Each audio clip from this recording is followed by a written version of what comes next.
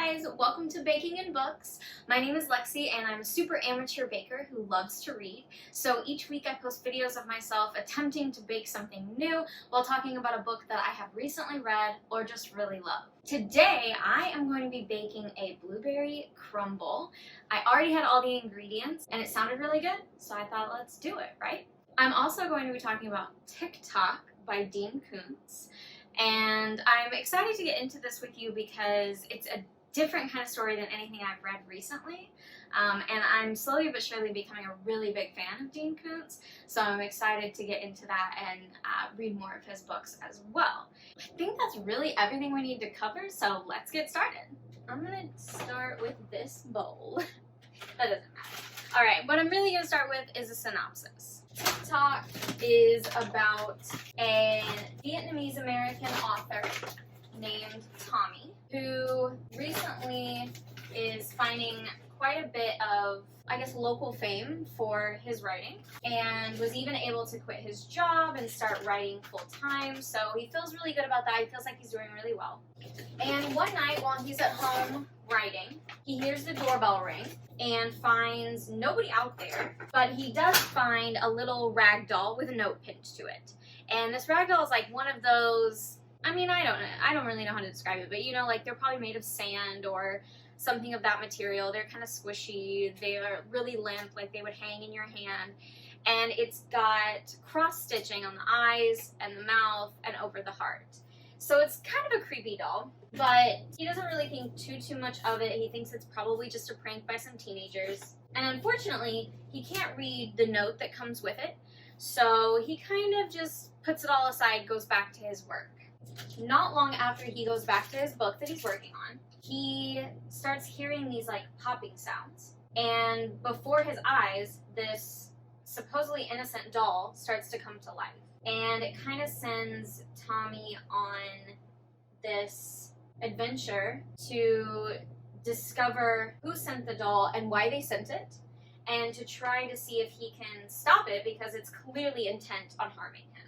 I don't want to say too much else because it'll give it away, but it's not a super long book. It was a pretty easy read, and I definitely would say it has some pros and cons. I mean, I would say there were definitely a lot of things I liked about it. I would definitely recommend it.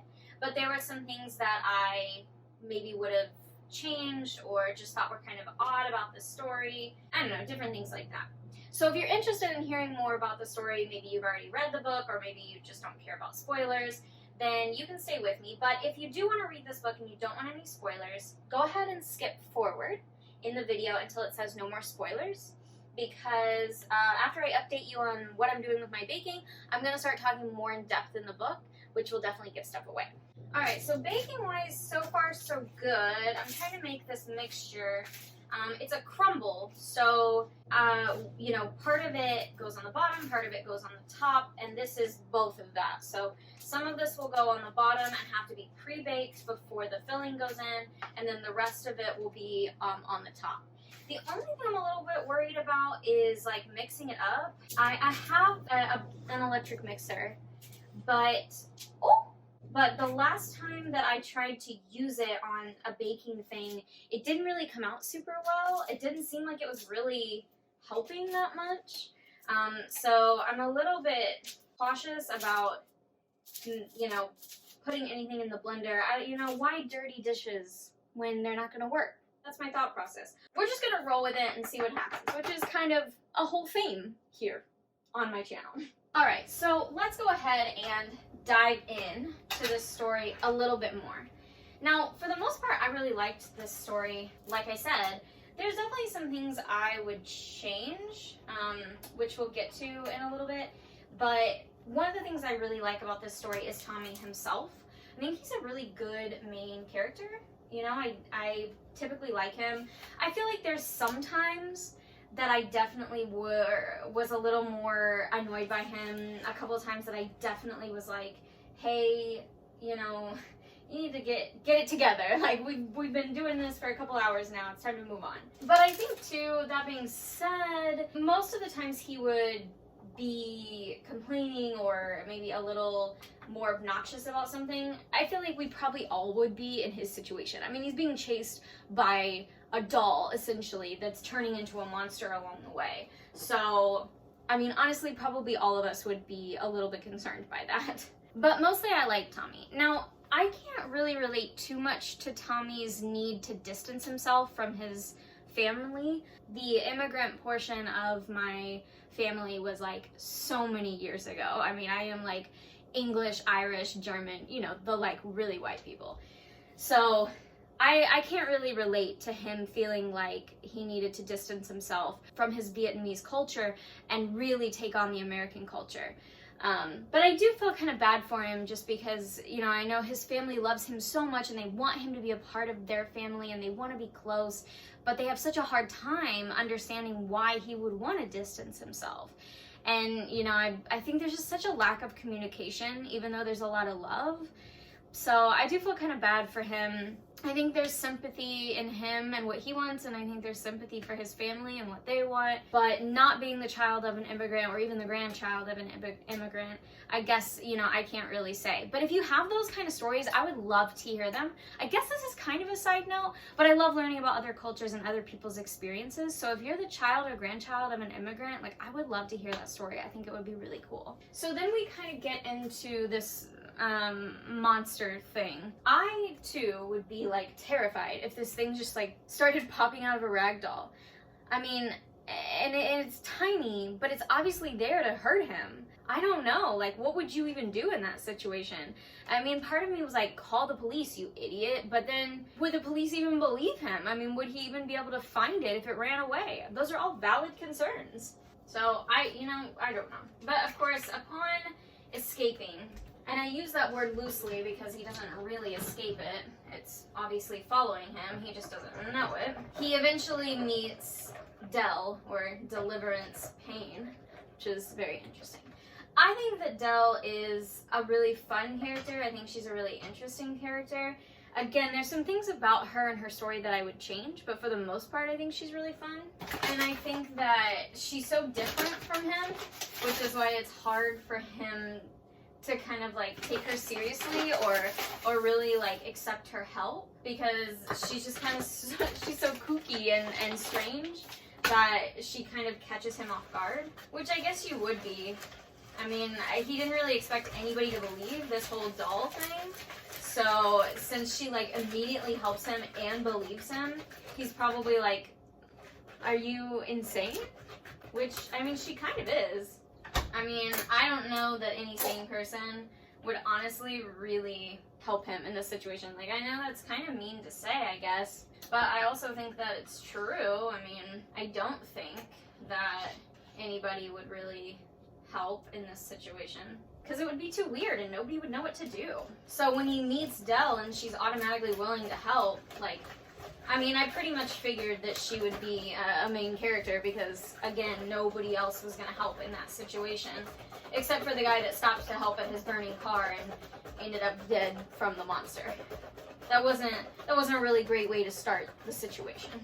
So then in the meantime, this whole thing is just getting bigger and uglier and meaner. I guess one of my complaints, I mean, this is jumping around in the story a little bit, but we'll go ahead. One of my complaints is the outcome of this whole thing.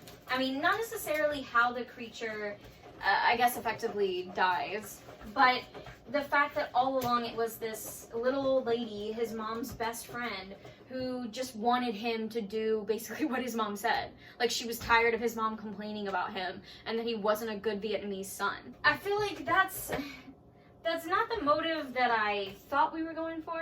I mean, he seems like a pretty normal person, so I didn't really know, I guess, what the motive should have been or what I thought it was gonna be. But this, like, nice old Vietnamese lady cursing him was not where I saw that going. I don't know, and I don't know that that was really the best story choice. I mean, I get it to some extent because, you know, she's friends with his mom, and she also has a very strong Vietnamese background and traditions, and so if you're hearing this woman constantly complain about her son and how he's not the son she wants of him, which is also kind of sad, but that's, I guess that's a whole side thing, but if you're constantly hearing that and you feel like you can do something about it, then you would you? I don't know. I personally feel like that's not really my business, but maybe she felt like it was her business. Alright, side note on my baking. I am supposed to be using fresh blueberries. That's what it says. I'm not. I'm using frozen blueberries. And why am I doing that? It's very simple, and I'll explain it to you. Because that's what I have in my fridge. So, like I said, I was trying to see what I already had here in my home to bake, because I don't want ingredients to go bad, and, you know, I want to be able to use the things I already have in my home. So I felt like using my frozen blueberries instead of going out and buying fresh ones was the right call. Now, I think it personally depends. I've read some stuff where people say when you're making stuff with blueberries, fresh is always better. But then I've also read stuff, well, this isn't working anymore. But then I've also read stuff where people say that frozen blueberries are better. Maybe it's just a preference thing, like what they feel like honestly just tastes better. I have no idea. But I personally know that I had tons of blueberries left over from when I made my blueberry muffins, so I figured I might as well use them. I'm sure it will not be the end of the world. Alright, I'm gonna check on the bottom part of my crumble and see how it's doing. Okay, it seems to be still baking. I'm supposed to bake it until it's golden brown. It is not. So, but I think this filling is ready. But it does give us a chance to talk a little bit more about the book. So let's talk about when Tommy and Dell go to Tommy's brother for help at the bakery. Well, this is when I honestly feel the worst for Tommy, because you can tell that his family loves him. I know I said that earlier, but you can also tell how disappointed they are in him, that he chose to be a writer, and that they even think that he might be dating this like blonde American girl. All of it's just like a no-no to them. And I do feel really bad for him, because I mean, you want your family to support you no matter what you do, and honestly, as long as you're safe and you're healthy and, you know, you're not like committing crimes, I would say, you know, you've got off pretty good and your parents are pretty lucky. That's just me personally. I mean, I chose kind of a bizarre career and my parents have always supported me. And I've seen a lot of parents who aren't as supportive of their children regardless, so it always kind of makes me a little sad. But like I said earlier, I'm not from an immigrant family, and I know that different cultures expect different things from their children. And so I know that that's probably part of it. But in any case, I do feel bad for Tommy. I kind of wish that his family was a little more supportive, and I understand that they want him to be involved, you know, and they want him to be a part of the bakery and be more a part of the family and more embrace his culture. But at the same time, you know, he's just following his dreams. And I will say, in defense of his family, I think culture is important, and I think everybody should learn about their culture. But everybody does it in their own time, you know, and everybody appreciates their family and where they came from in their own time, you know. And for Tommy, it kind of takes this story. I mean, definitely by the end of it, he's a little bit more willing to, you know, be with his family more and not separate himself so much. But, you know, maybe that's just because he had a close encounter with death multiple times throughout the night. So I don't know how much that has to do with like his family or the story. That could just be a brush with death caused him to realize there are more important things than his own stubbornness. Now let's go back to Dell really quick and kind of talk about her whole journey. Of course, she's mysterious the whole time, which is kind of nice, because not only do you have the mystery of this rag doll and this little monster, whatever's happening, but you also have this mystery of Dell and trying to figure out who she is, why she's so willing to help, why she seems to have so much knowledge about random stuff, she seems to be well off, you know, all of these different things that are kind of just side questions, but they do make the story a little bit more interesting. I like Dell. I like that she's there the whole journey. I like Dell's mom. She's very interesting. I think it's fun that she's like the daughter of a really well-off poker player, and she can also do it, and that's why they have so much money. I'm not in love with the idea that she was abducted by aliens when she was younger.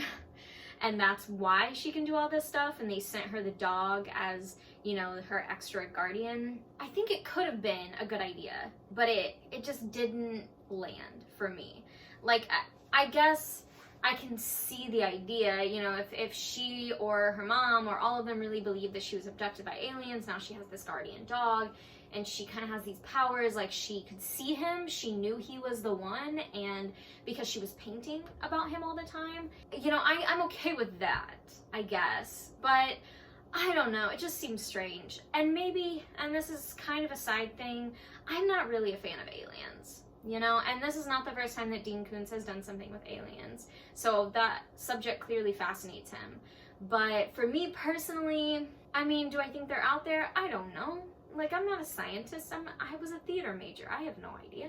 And do I care if they're out there? I guess. I mean, if they are, they could be good. They could attack. I don't know. I'm not really that interested in it. And I never really have been. I don't really like alien-based movies or TV shows or books. So the fact that it all kind of comes back around to her being abducted by aliens and given these special powers, I don't know. I honestly would have rather her just been born with them. Like, that's just the way she was. She just got this special gift from birth. That's what I personally would have preferred. But, you know, you can let me know your thoughts. That's just what I personally would have preferred. I thought it was honestly kind of lackluster that we have this whole mystery of her and her life and her mom and her dad, and then we get all the way to the end and, like, she was abducted by aliens. That's it. That's the story. I don't know. It's not really my thing.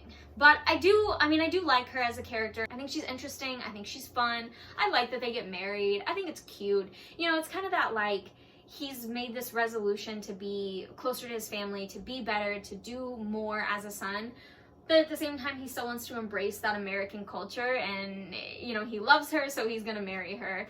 It's crazy fast, but it's also a fictional story, so I don't really care. And I'm sure they will have a very interesting relationship if they were real. Okay, so I checked in on my bottom half of the crumble that is in the oven. I think what happened is I might have put a little bit too much on the bottom layer. Maybe my pan is too big overall. It didn't specify a size of pan, it just said a glass baking pan.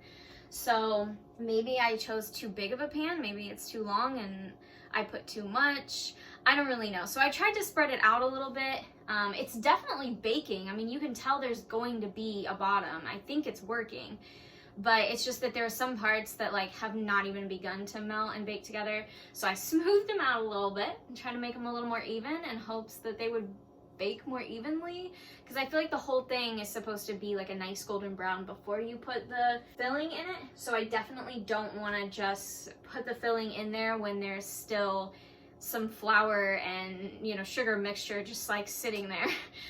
So I'm still waiting on that a little bit. The thing about this bake is that it's definitely a bake. That's for sure. It's a lot of just mixing things together and then waiting. Which gives us plenty of time to talk about the book, but it definitely is a waiting game. If you're gonna make it, you gotta be aware you're gonna have to give yourself a couple of hours between putting everything together, baking the bottom layer, and then baking the whole thing, and then letting it cool. It's a couple of hour process. So even though the video will probably not even be close to that, it is. And that's something just to be aware of. You definitely want to give yourself enough time to do that. One thing I will say this book doesn't really specify is how things kind of like get cleaned up. Because as this monster gets bigger, it kills quite a few people. I mean, like, when they're going from the different houses and running through the backyards, and then those two guys come and try to stop them because they think they're burglars, but they end up getting mixed up in this like ragdoll monster that's now like full man size. It's like those guys just kind of disappear after they're murdered. And so what? They're just like missing people? That doesn't really clear up. Like, this monster causes a lot of damage in the time that it's out and alive, and not just to Tommy and Dell's lives, but like to multiple different things. I mean, there's the car accident for one. Like, it's just there. What do you do about that? Like, he just bought that car, and you're like, yeah, sorry, I got in that car accident and the whole thing exploded. It happens to the best of us. Like, I don't. Do people believe things like that? I wouldn't. But then, like, on top of that, you've got multiple murders, and do all of them just disappear? I mean, everybody just, like, disintegrates, and now they're just missing people? A lot of unanswered questions. And then, you know, the older Vietnamese lady, I believe it's Mrs. Dai, is the pronunciation. I could be totally wrong. Like, she says she created this monster just to scare him. that, like, she just wanted to scare him back into being a good son. But he couldn't even read the note, which, you know, you would think after all these years of complaining that you heard by his mother, you would know he doesn't read Vietnamese anymore. So he can't even read your note. Then your monster comes alive, chases him all night. I mean, if Tommy and Dell hadn't avoided this thing, Tommy would have been dead. Like, why? Why would you do that? Like, she knew she didn't have that kind of control over it. Well, I don't know. I don't know if she knew that or not, really. Maybe she thought she did. She didn't. That was dumb. She's my least favorite character in the book. And I mean, she's not even really the bad guy, which was why it was kind of like an eye roll moment when I got to that part and found out that she was the reason this whole thing was coming to life. Just because she doesn't have, like, a good villain story. I mean, all she is this lady who listened to Tommy's mom complain about what a bad son Tommy is, so she decides to send this monster after him to scare him into being a better son. But I mean, she clearly has no control over this thing, except for the fact that it can't kill her. That's literally the only control she has over it. So, I mean, what would she have done if this thing had killed Tommy? Like, she would have just been, my bad, sorry. What? I don't know. I think, you know, I'm becoming more of a fan of Dean Koontz. I really am. But I'm not sure that this was really a whole thought-out process. It seems more like the story was written how I read it. And by the time he got to the end, he was just kind of like, I don't really know how to end this. And I mean no offense to him. This is probably the 4th or 5th book I've read by his. I'm not entirely sure. But I do usually really like his books. I enjoy the read. I just think that it definitely could have been better. There definitely could have been a better reason for all of this. Okay, baking-wise, I think I might have figured out why my crumble bottom is taking so long, because I double-checked the recipe and it's really only supposed to be about 15 minutes or until golden brown, and it's definitely like just now getting golden brown, and I will tell you it has been more than 15 minutes out here in the real world.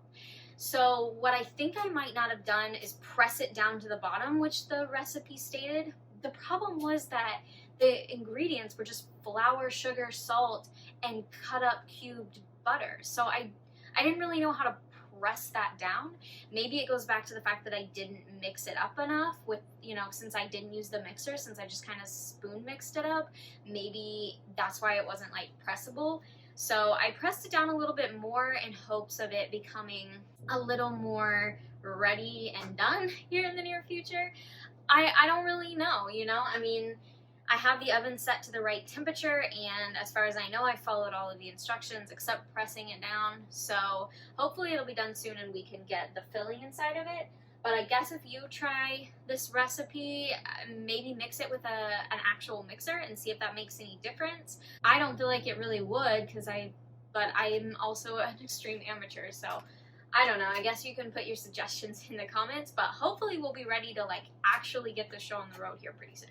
Okay, I went ahead and pulled the bottom part of the crumble out. I'm not entirely sure that it's ready, but some areas are starting to burn, and so I'm a little bit concerned that maybe it's just not evenly layered enough, and that's why I'm not getting the bake that I want to see everywhere. But it does have to bake as a whole for quite a while, so I'm hoping that maybe if I just go ahead, get the filling in, get the topping on, and put it in the oven, when it all comes out, it'll be okay. This could also be a disaster. As I've mentioned in other videos, I am terrible with my patience.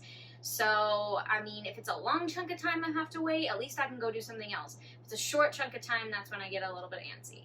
I probably should have done a longer book on this video, now that I'm thinking about it, because there's just not much else to discuss, and I think it's causing me to rush a little bit. But that being said, it's a fun book to discuss, so why not? Okay, I'm going to go ahead and scoop my pastry filling in there and put the topping on so that we can get this going. I have a lot of blueberries, which I'm hoping will mean some really good flavor. It just says to scoop it on, so I mean, this feels like it's more blueberry than anything else, to be honest with you.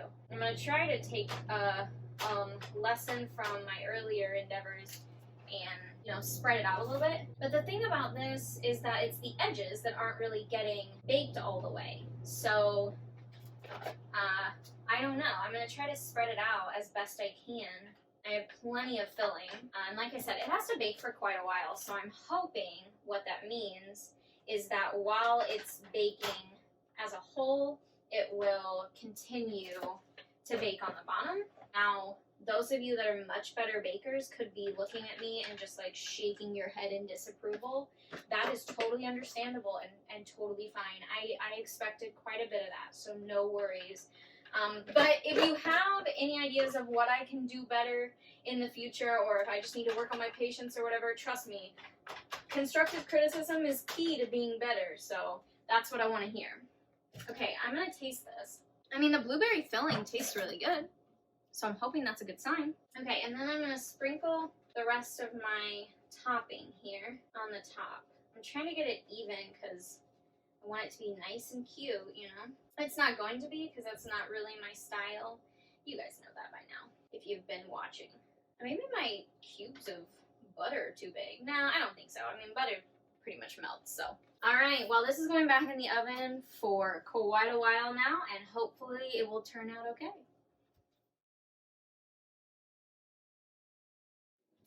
Okay, so after more than double the time it was supposed to be in the oven, my crumble still has not baked properly. You can still see, well, I don't know if you can see it, so I'll try to hold it up. But you can still see there are bits of flour and the sugar combination I made earlier that has not even begun to melt. And then there's other parts of it that are burnt. So I'm not really sure if it's my oven. My fiance and I did a little Googling, and it could be that I didn't chop the butter up enough. And because I used the right amount, so I used the right amount of all the ingredients. And it was in the oven, like I said, twice as long as it was supposed to be. Could be our oven. That's been a problem before. I'm going to cut it open and see what it looks like inside just because I'm curious. So here we go. I think the bottom of it got burnt. Remember the bottom that didn't cook either earlier? So, unfortunately, yeah, the bottom definitely got burnt, and some of this area definitely got burnt, so I'm not really sure what the problem was. Unfortunately, this was not a successful dish. There's no way that this is edible. Sorry for the waste of blueberries and other ingredients, but yeah, this one just didn't work. If you know what I could have done better, I would love to hear it, because right now I am totally clueless, but maybe I'll try this again in the future with a different oven in a different apartment and see what happens. But for right now, I would not call this a success. But I did have a lot of fun reading this book. I would recommend it. One of the things that I said, if you weren't with me through the spoiler section of the video, is that I'm not totally sold on the ending. I definitely think that the ending could have been written a little bit stronger.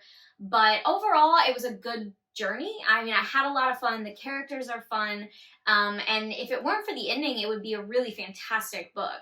So I do recommend it because I think it's a fun read. Just know that you may not enjoy the ending as much, but you know, it happens. I appreciate you guys hanging out with me today. If you have recipes that you'd like me to try, please leave them below. And if you have books that you'd like me to read, you can leave those below as well. I'm always looking for new recommendations on both.